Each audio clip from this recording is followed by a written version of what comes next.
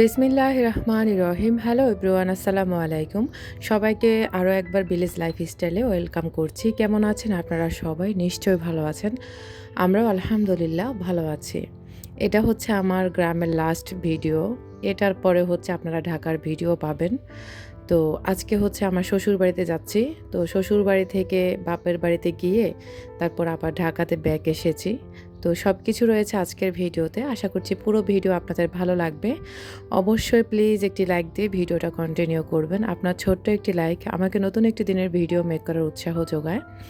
যারা প্রতিনিয়ত আমাকে সাপোর্ট করছেন, আপনাদের প্রতি রইল অনেক অনেক ভালোবাসা, সেই সাথে অনেক বেশি কৃতজ্ঞতা। গ্রামের দৃশ্যগুলো সবসময় কিন্তু মানুষের নজর কাড়ে, সাথে কিন্তু হৃদয় অনেক বেশি একটা নাড়া দেয়। কারণ গ্রামের এই অসাধারণ দৃশ্যগুলো কিন্তু সবার কাছে ভালো লাগে।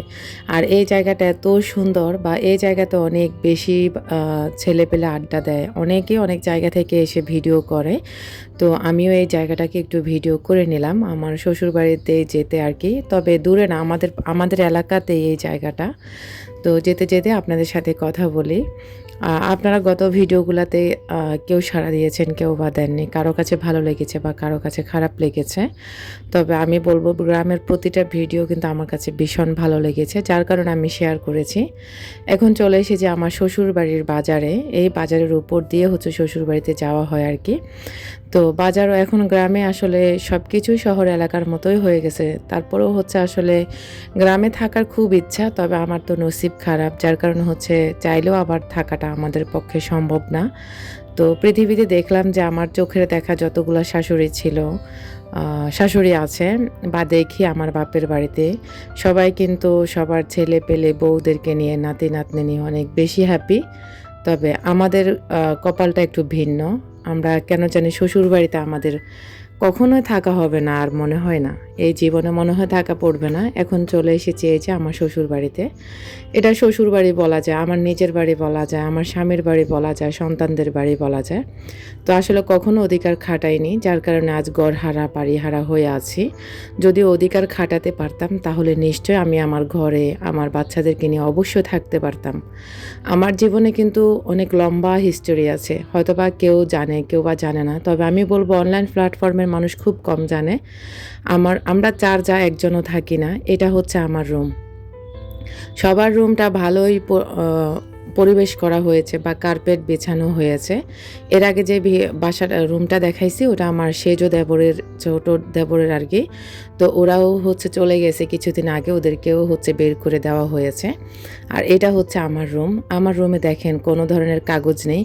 যে বাচ্চাদের প্রস্রাবের যে ভ্যাকসিনগুলো ছিল বা ক্লথগুলো ছিল ওগুলা না ফেলে দিয়ে রুমের সামনে এভাবে বিছিয়ে দিয়েছে, শুধুমাত্র তাদের সুবিধার জন্য, যাতে তাদের পায়ে ময়লা না লাগে। তো রুমটা এতটাই জরাজীর্ণ হয়ে আছে, মানে খাটের অবস্থা খারাপ, এটা পুরা ভাঙ্গা একটা খাট, এটাতে কোনো ঘুমানোর মতো অবস্থা নেই আর কি। তো আসলে এগুলা দেখলে কিন্তু আমার বুক ফেটে কান্না আসে। যদিও আমার পরে পরে যাদের বিয়ে হয়েছে তারা কিন্তু খুব হ্যাপি সংসার নিয়ে, তারপরে সব কিছু নিয়ে। শুধুমাত্র আমি হচ্ছে ঘরহারা বাড়িহারা, সব কিছু একদম আমার শূন্য হাতে আছি। এই যে দেখতে পেলেন, পুরো ঘরের পরিবেশ থাকবে একরকম, আর আমার রুমের পরিবেশটা থাকে অন্যরকম। কেন জানেন? আমার হাজব্যান্ড জোর খাটাতে পারে না, অধিকার খাটাতে পারে না। যেখানে হাজব্যান্ডের মূল্য থাকে যেই ঘরে, দেখবেন সেই ঘরে বউ বাচ্চারও মূল্য থাকে। তো এগুলা দেখে সত্যি খুব খারাপ লেগেছিল। তো আমার সাথে আসলে হয় এগুলা, কারণ হচ্ছে আমি খুবই নরম মনের একজন মানুষ, এ কারণে হয়। তো এই যে দেখতে পেলেন পুরোটা ঘরের অবস্থা কেমন, আর আমার রুমের অবস্থাটা কেমন। যদিও পুরোটা ঘর আপনাদেরকে দেখাইনি, শুধুমাত্র এটা আমার শ্বশুর শাশুড়ির রুম, বা সামনের যে হল রুম বলা হয় এটা আর কি। তো এখানে হচ্ছে আরফান আরাফকে যে যা যা দিয়েছে ওদেরকে খেতে দিয়েছি আর কি। তো আসলে আমি তো আর দিতে পারবো না, ওরা হচ্ছে ওদের দাদি দিয়েছে আর ওরা খাচ্ছে এদিক দিয়ে। তো আসলে আমি গিয়েছিলাম যে ঢাকায় আসার আগে তাদের সাথে একটু দেখা করার জন্য, কারণ আমার মনে মানতেছে না, কেন জানি আমার কাছে খুব খারাপ লাগতেছে। আর ওনাদের জন্য যে কাপড় চোপড় নিয়েছি সেগুলো দিয়ে আসতে গেছিলাম। তো দিয়েও এসেছি, আর আমরা হচ্ছে চলে এসেছি। এই ২০ মিনিট ছিলাম, মানে হাতে গণা ঘড়ির টাইম গণা আমি ২০ মিনিট ছিলাম। এই যে দেখতে পেলেন এখানে একটা ফ্যান আমার সেজো দেবরে নিয়ে যাচ্ছে, তারা আলাদা জায়গাতে এখন ভাড়া থাকে গ্রামের পাশাপাশি। আর আমাদের রুমে কোনো ফ্যানই নাই, কিন্তু সমস্ত সমস্ত ফ্যান আমার হাজব্যান্ডের কিনা। তো যদিও আজকের ভিডিওটা আমার শ্বশুর শাশুড়ি ননদ দেবর 14 গোষ্ঠী সবাই দেখবে, তবে আমার মনের যে হাহাকার, আমার ভিতরের যে কষ্ট, সেগুলো আমার ইচ্ছা করে একদম মানে ওপেনলি সব কিছু লাইভে শেয়ার করি। তবে আসলে শেয়ার করতে গেলেও কত দিক থেকে যে বাধা আসবে তার কোনো ঠিক নেই। এক নম্বর আমার হাজব্যান্ডই হচ্ছে আমাকে এসব কাজে বাধা দেবে। তো এর কারণে আসলে যেভাবে স্বামী স্ত্রী ভালো থাকা যায় সেভাবে হচ্ছে সব কিছু মেনে নেই। আর গিয়ে দেখলাম যে 2টা কাঁঠাল পেড়ে রেখেছে, হয়তোবা কাউকে দিয়ে দিবে এই কারণে। তো আমিও গিয়ে পড়লাম, তো দেখলাম আর বললাম যে 2টা কাঁঠালে আমাদেরকে দিয়ে দেন, আমরা তো আর আসবো না। তো যা বলার বলেছে, দিবে না। তো যাই হোক, বলেছে একটা নিতে, তো একটাই নিয়ে চলে আসলাম আর কি। তো ওইটাও আবার ঢাকাতে নিয়ে এসেছি। ওটা যদি আবার না আনি পরে ভাববে এটা আমি আমার বাবার বাড়িতে রেখে আসছি। তো যদি আমার বাবার বাড়ির লোক এই কাঁঠাল ভীষণ পছন্দ করে, ওনাদের বাড়ির কাঁঠালগুলো।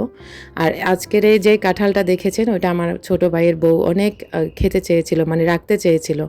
আমি দিই নাই, শুধুমাত্র আমার শ্বশুর বাড়ির ভয়ে দিই নাই। এদিক দিয়ে দেখতে পাচ্ছেন আমাদের রাজকন্যা, সে কিন্তু অনেক বেশি হ্যাপি, আর এদিক দিয়ে অনেক কান্না করতেছে।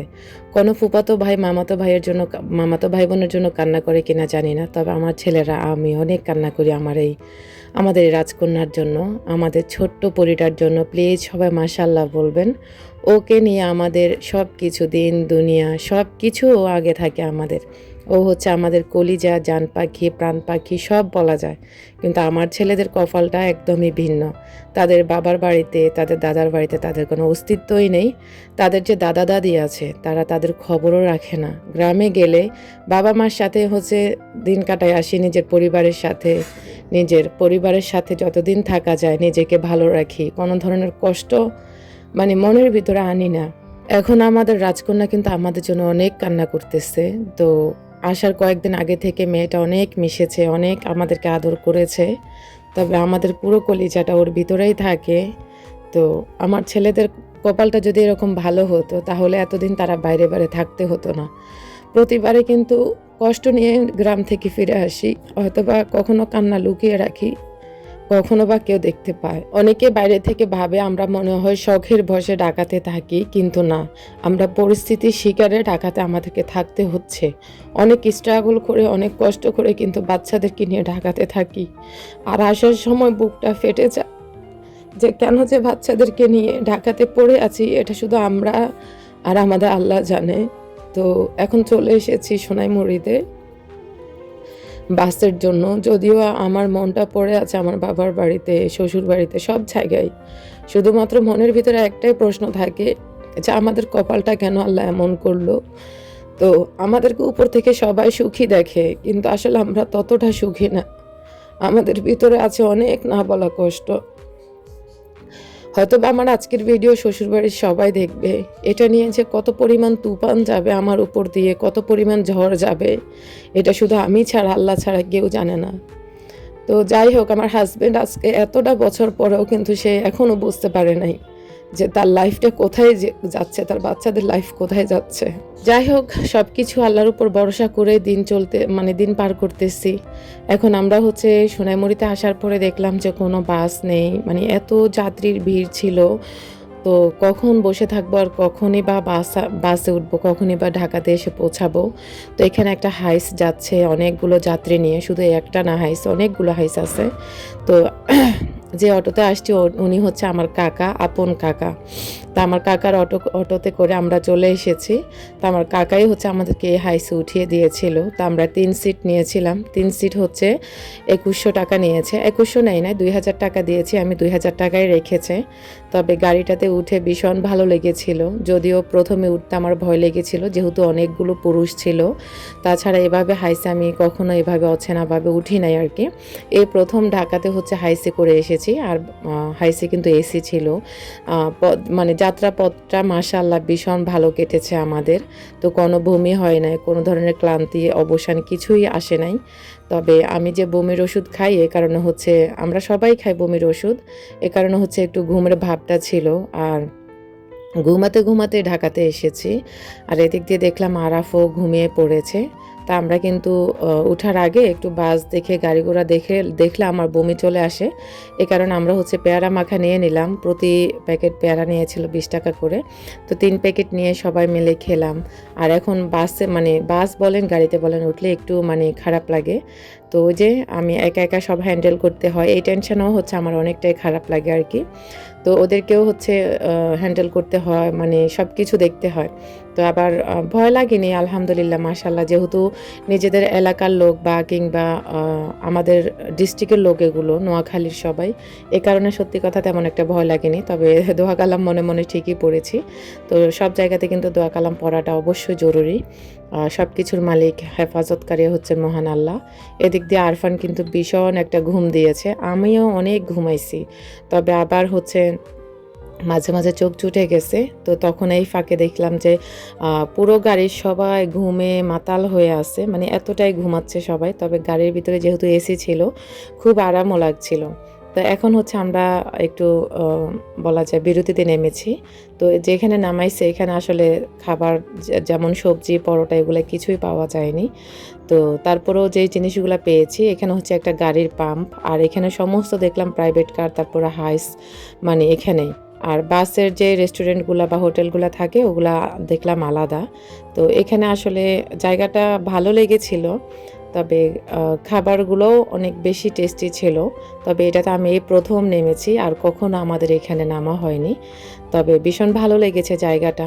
তবে এই জায়গাটার নাম আমি আপনাদেরকে একটু পরে দেখিয়ে দিব। হয়তোবা যারা প্রাইভেট কারে যাতায়াত করেন নোয়াখালীতে তারা দেখলে চিনতে পারবেন বা বুঝতে পারবেন। তো এখানে যা যা ছিল, এই যে এই আইটেমগুলো ছিল অ্যাভেলেবেল, এর থেকে বেশি কিছু ছিল না।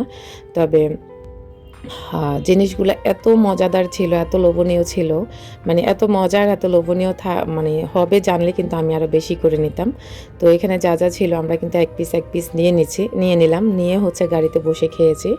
আর আজকে কিন্তু সাথে আমার মাও আসছে, আমার মা ঢাকাতে হচ্ছে ডাক্তার দেখাতে আসছে আমাদের সাথে। আবার যদি কেউ ভাবে যে আমার মা আসছে বেড়াতে, বেড়াতে আসেনি কখনো আর আসবেও না। এই যে love and taste foods and bakers, এই মনে হয় সম্ভবত এটা একটা বেকারির মতো আর কি। তবে আমার কাছে ভীষণ ভালো লেগেছে, বা একটা রেস্টুরেন্টও বলা যায় এটাকে। তো এই জায়গাটাও খুব সুন্দর, আর খাবারের মান এত ভালো ছিল, মানে স্যান্ডউইচ বলেন, তারপরে প্যাটিস বলেন, সবগুলো এত মজার। আমি আসলে সত্যি খুব অবাক হয়েছি। ভেবেছি এগুলো সাধারণ নর্মালের মতোই হবে, এই কারণে বেশি একটা নেইনি। তবে দাম ভালোই ছিল, এক একটা 80 টাকা 70 টাকা এভাবেই নিয়েছিল। তো আমার মাকে একটা দিয়েছি, আমি একটা নিয়েছি, আরফান হচ্ছে ভেজিটেবল রোল নিয়েছে একটা, আরাফের জন্য একটা স্যান্ডউইচ নিয়েছি। তো এখন হচ্ছে আমরা এই যে চলে এসেছি মেঘনা ব্রিজের কাছে। তো মানে 4 ঘন্টা 5 ঘন্টা আমাদের লাগে নোয়াখালী থেকে আসতে। তো এবার হচ্ছে বরাবর 4 ঘন্টা লেগেছিল মানে হাইসে করে আসতে। তো বাসেও সেম লাগে, বাসেও কম লাগে না, বাসেও 4 ঘন্টা 5 ঘন্টা এরকমই সময় লাগে। তবে রাস্তাটা এত ক্লিয়ার পেয়েছি মাশাআল্লাহ, আমরা ভেবেছি হয়তোবা ঈদের পরে ছুটি তো হয়তো অনেক বেশি জ্যাম থাকবে, কিন্তু মাশাআল্লাহ জ্যাম থাকেনি। খুব রিল্যাক্স মোডে এসেছি, আর গাড়িতেও ভীষণ ভালো লেগেছিল। আর অনেকগুলো পুরুষ ছিল, পুরুষরা আসলে সবাই ভদ্র ছিল, সবাই অনেক বেশি অমায়িক ছিল, সবাই সবার মতো ছিল আর কি। তো এদিক দিয়ে হচ্ছে এই যে এখন চলে এসেছি সম্ভবত এটা কাশপুর ব্রিজের কাছে। তবে এক বুক কষ্ট নিয়ে হচ্ছে প্রতিবার আমি গ্রাম থেকে মানে ঢাকাতে আসি। ঢাকাতে যদি আমি আসলে ইচ্ছা করে ঢাকায় থাকি না, আর ঢাকা আমার থাকতেও এখন আর ইচ্ছা করে না। আমার ইচ্ছা করে নিজের একটা ঘর থাকবে, বাচ্চাদের একটা ঘর থাকবে, সেখানে আমরা সুখে দুঃখে থাকবো। মানে যেটুকু সঞ্চয় করার প্রয়োজন বা যেটুকু খাবারের প্রয়োজন ঠিক ততটুকুই আমরা ব্যয় করব। কিন্তু আমাদের জন্য সেটা আর আমাদের কপালে নেই। যাক ইনশাল্লাহ হয়তো বা আল্লাহ আমার ছেলেদের কপালে ভালো কিছু রাখলে অবশ্যই সব কিছু হবে। যদি আমাদের রিজিক আল্লাহ ভালো রাখেন, তকদির ভালো রাখেন, অবশ্যই ইনশাল্লাহ সব কিছু আল্লাহ আমাদেরকে দেবে। এই যে দেখতে পেলেন এখানে বাসায় এসেছি, হোটেল থেকে করলা ভাজি আর ভাত এনেছি, আর একটা ডিম ভাজি করে আমার মাকে ভাত দিয়েছি। আজকের মতো এখানেই বিদায় নিচ্ছি। আল্লাহ হাফেজ।